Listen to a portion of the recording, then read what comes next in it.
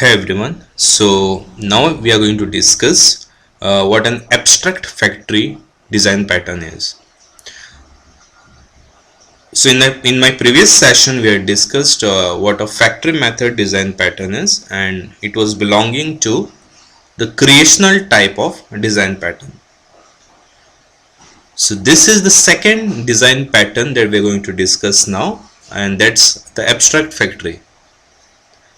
So abstract factory is again belonging to the category of creational patterns, whose main intention is just to create objects.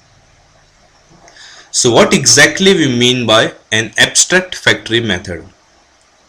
An abstract factory provides an interface for creating families of related or dependent objects without specifying their concrete classes. That means in abstract factory we create a family of objects. I repeat, we create family of objects. So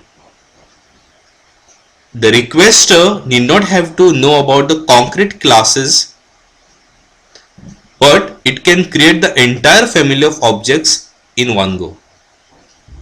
So suppose I have 10 different families. Each family is containing different set of concrete objects which are logically related to each other. So I have family 1 having set of objects which are logically related to each other. I have family 2 which is another family which have its own set of objects which are logically related to each other. I have a family 3, family 4 and so on. So I have different families of objects, and each family is having the objects which are logically related to each other internally. So I can create entire family of objects in abstract factory. How is it different from factory method? In factory method, I was able to create an object, okay, which was on its own, okay. But in abstract factory, I create an entire family of objects.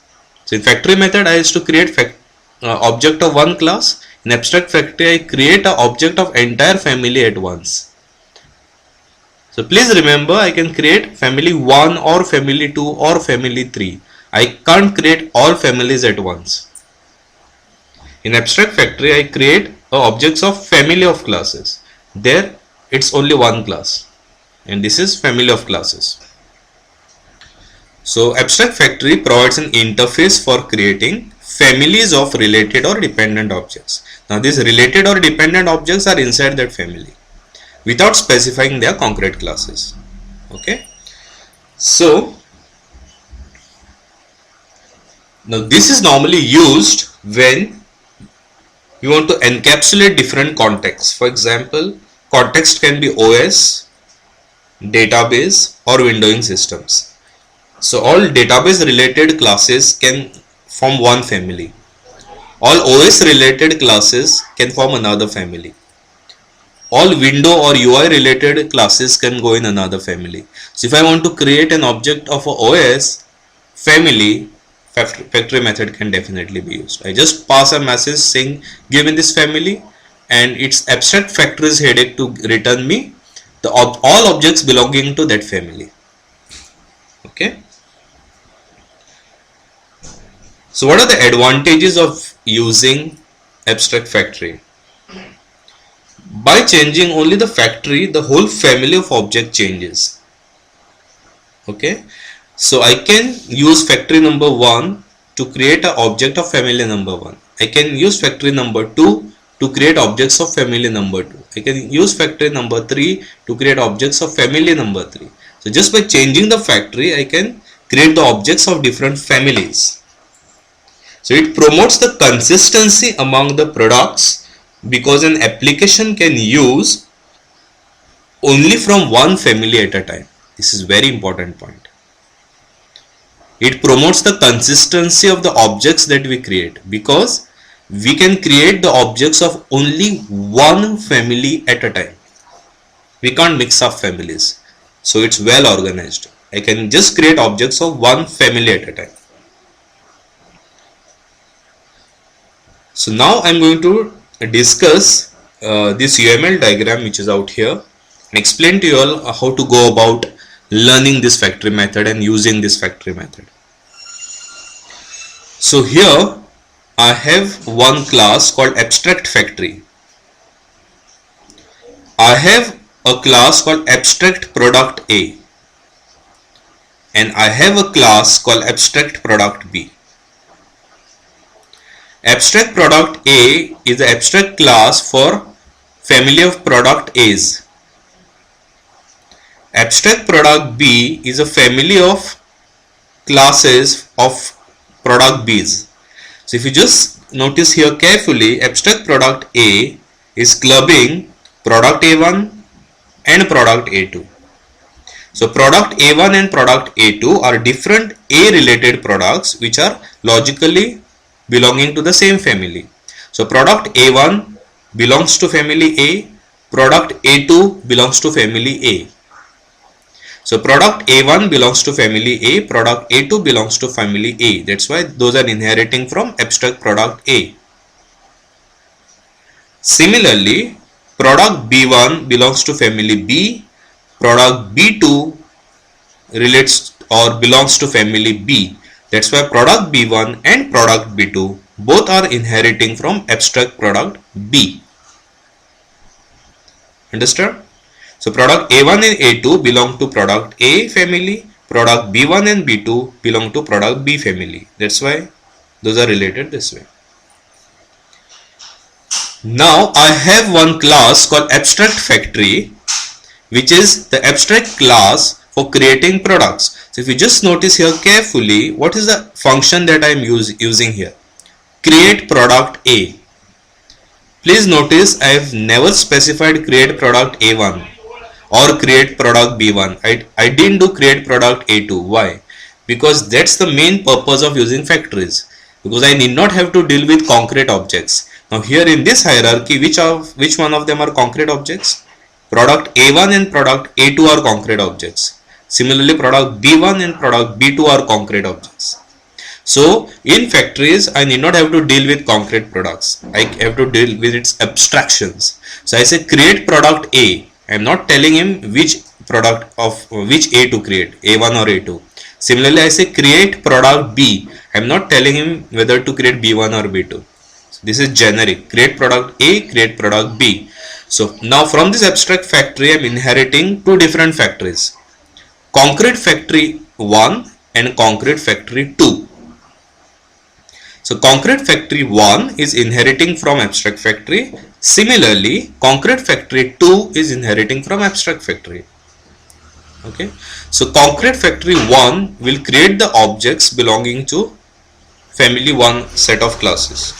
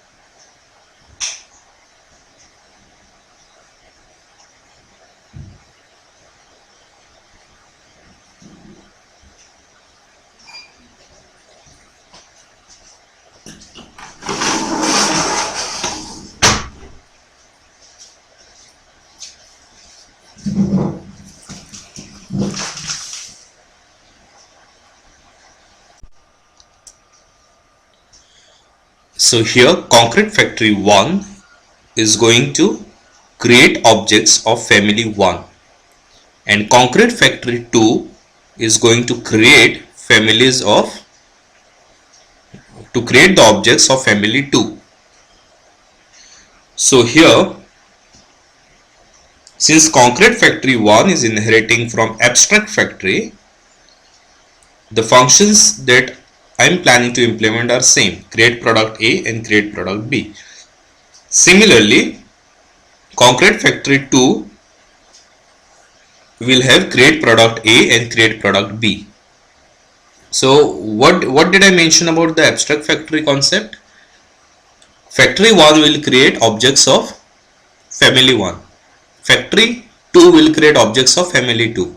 So here concrete factory 1, whenever I invoke a function called create product A, it will create object, create product A will create object A1 of A1. So create product A will create an object of product A1, and create product B will create an object of B1. So concrete factory 1, as I have said, have created the objects of family 1. Now which classes belonging to family 1? Product A1 and product B1. So product A1 and product B1 belong to family 1. I repeat, product A1 and product product A1 and product B1 belong to family 1. Similarly, product A2 and product B2 belong to family 2. So who will create the objects of family 2? Factory 2. So concrete factory 2, when I invoke create product A, it will create product A2. And when I invoke create product B in factory 2, it will create product B2. So if you just summarize this, factory 1 is creating objects A1 and B1, meaning belonging to family 1. Factory 2 is creating objects A2 and B2, that means belonging to family 2. So if one factory creates the object of one family, second factory creates the object of second family. That's what the concept is, right? Abstract factory create the object of one family at a time. So factory 1 creates the object A1 B1, that means one family at a time. Concrete factory 2 create objects A2 and B2, meaning one family at a time. So abstract factory is just used for creating objects of one family at a time. Okay. So I'll just explain this again, just to brush you all up. Abstract factory is a concept wherein we create the family of objects. So here I have product A1 and product A2, which belongs to product A category. I have product B1 and I have product B2 belonging to product B category. So A1 and B1 are forming one family. A2 and B2 are forming family number 2. So similarly, I have a concrete factory 1 which creates object of A1 and B1. I have a concrete factory 2 which creates object of A2 and B2. That means factory 1 creates objects of family 1, factory 2 creates object of family 2. As simple as that. So if you just see, client interacts only with the abstract factory, abstract product A and abstract product B. The reason being, as I have said, always program to interfaces and not with the concrete classes.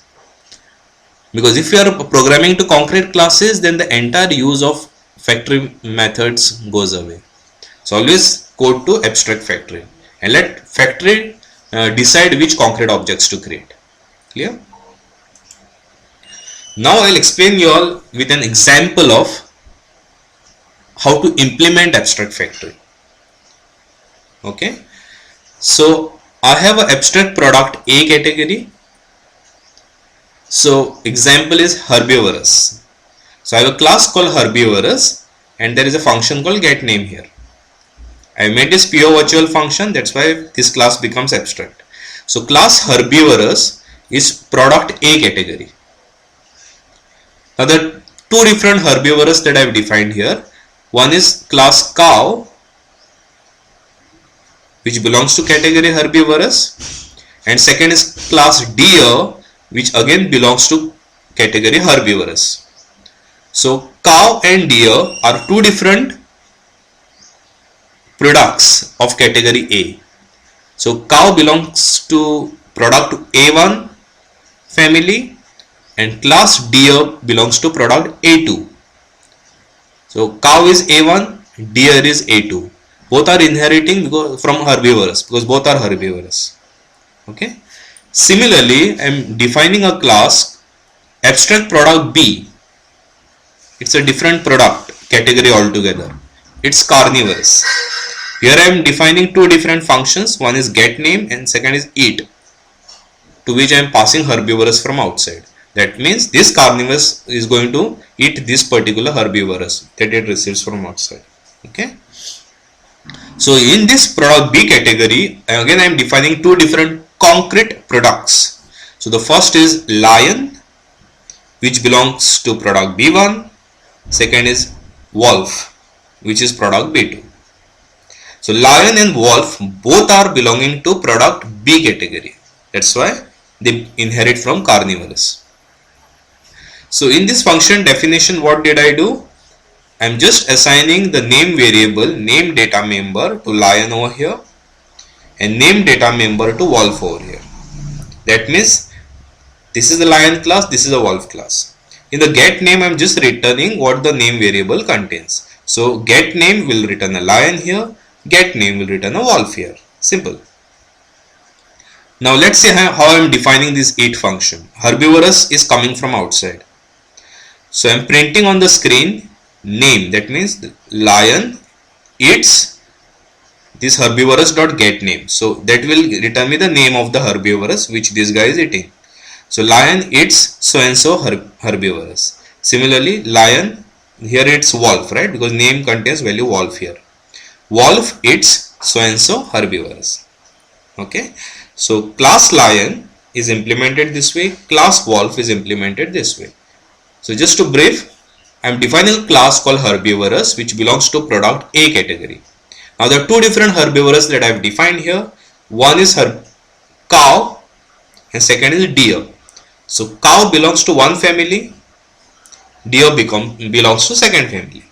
Similarly, I have another product category called carnivorous, and in which again I am defining two different carnivorous or two different products. One is lion and second is wolf.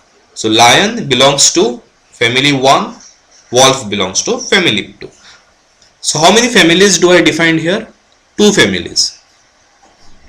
The first family or family 1 is made up of cow and lion. That's why I have listed out on the left hand side. I repeat, family 1 will contain cow and lion. Family 2 contains deer and wolf. So family 1 contains cow and lion. Family 2 contains deer and wolf. So I have two different families here. Right? Now I have the hierarchy of abstract factory. If you just compare it with my UML diagram, I have an abstract factory called continent factory. In this continent factory, I am saying create herbivorous, create carnivorous. Please remember, I am not specifying which of the herbivorous. How many herbivorous did I define? 2. Which were those? Cow and deer. How many carnivorous did I define? 2. Which are those? Lion and wolf. So I have 2 herbivorous, cow and deer. I have 2 carnivorous, lion and wolf. But I am not specifying here which of the concrete products to create, but I am just having a generic APIs which says create herbivorous, create carnivorous. Correct? So this is my abstract factory because I have a pure virtual functions here. Now I have two different factories. How many families of classes did I create in my previous slide? 2 families. Which is family 1? Family 1 was made up of cow and lion. Family 2 was made up of deer and wolf.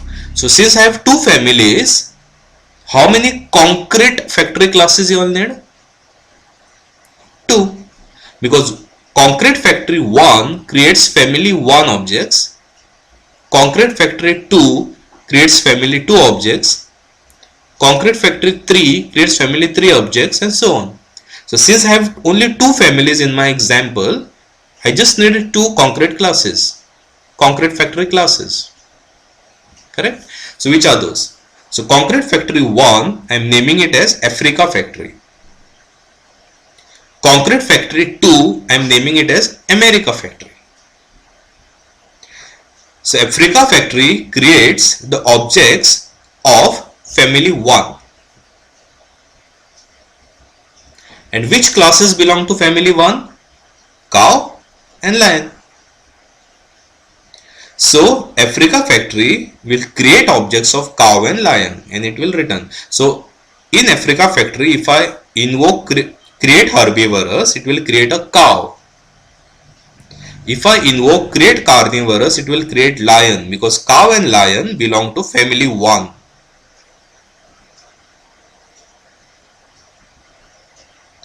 Similarly, I have America factory.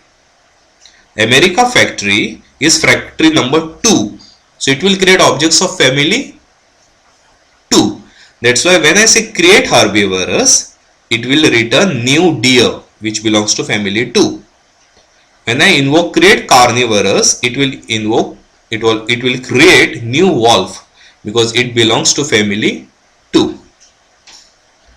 So Africa factory will create all the objects belonging to family 1. That's why it has created cow and lion. America factory will create all the classes belonging to family 2, which are deer and wolf. Make sense? So in my main program, see how simple that is. I just do new of Africa factory, but I save it into continent factory.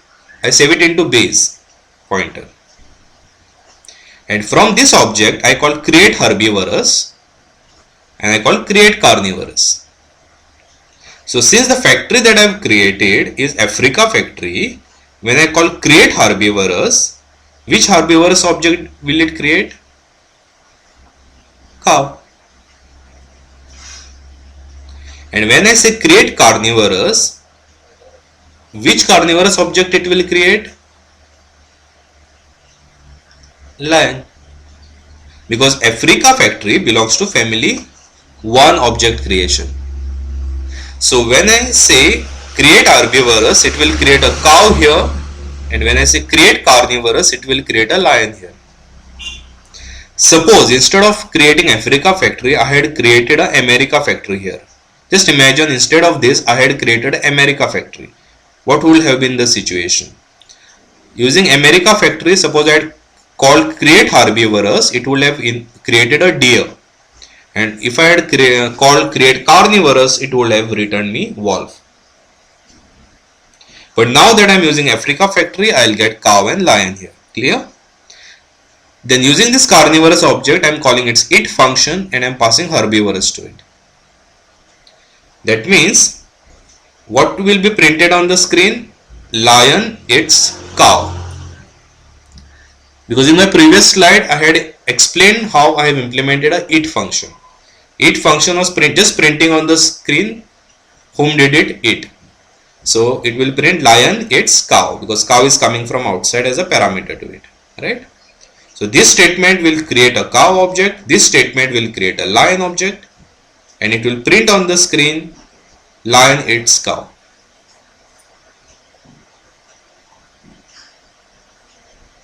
Clear? Now that I have explained two different factories, factory method and abstract factory, I would like to differentiate these two factories to you all. So that at this point I am sure you are going to have that query in your mind. What is the difference between factory method and an abstract factory? So here those are. Factory method manages the creation of object without depending on its concrete type. So in factory method, I create an object of one class without depending on its concrete class. So I'm creating an object of a class. Whereas in abstract factory, I manage the creation of related families or interdependent classes without depending on their concrete types. So the key point here is abstract factory, I am creating a family of classes. Whereas in factory method, I create an object of a class. So in factory method, I create an object of a class, whereas in factory method, I create objects of a family of classes. So here the objects of entire family is created.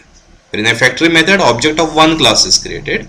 In abstract factory, I create objects of entire family of a class.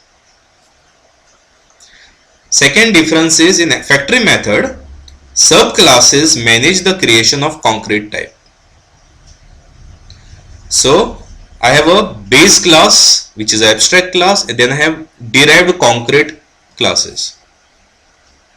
So subclasses or the concrete classes decide object of which class to create. Whereas in abstract factory, creation depends on the type of factory used. So here, if I am using Africa factory, I will create lion and cow, meaning the objects of one family. If I use America factory, I will create deer and wolf, that means objects belonging to second family. So based on the factory used, I create the objects of specific families. That's why it says creation depends on type of factory used, whether I am using Africa factory or America factory. Based on that, I create the objects of respective classes. Third difference is in factory method, it is very easy to extend the factory class to support new products.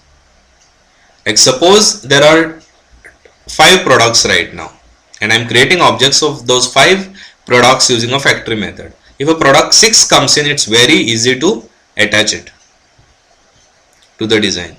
But in case of abstract factory, it's very difficult to extend the factories to support new products.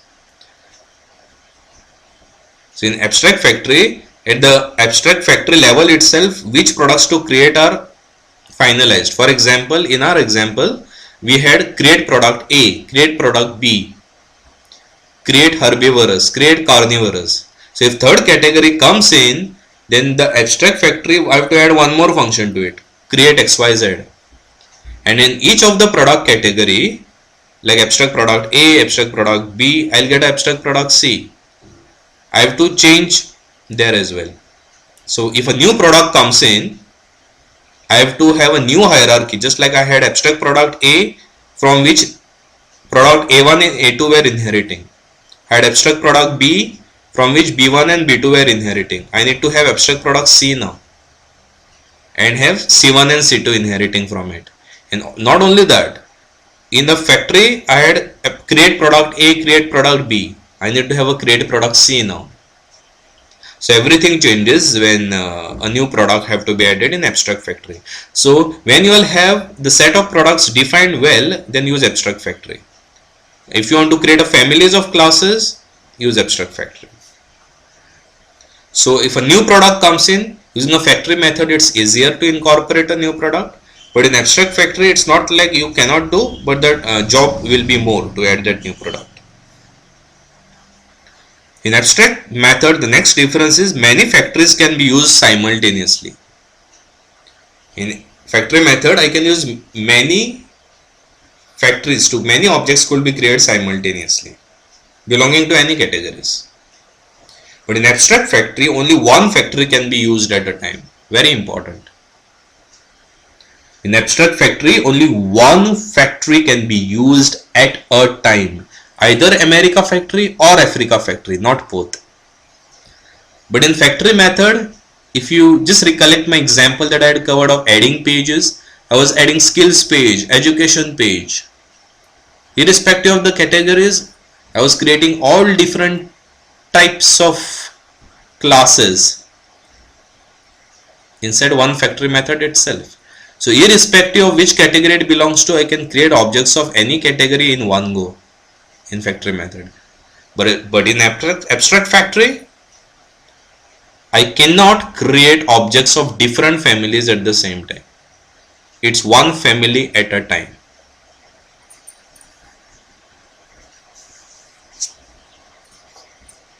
So when exactly you will be using an abstract factory? You can use abstract factory in following scenarios. If a system should be independent of how its products are created, composed and represented.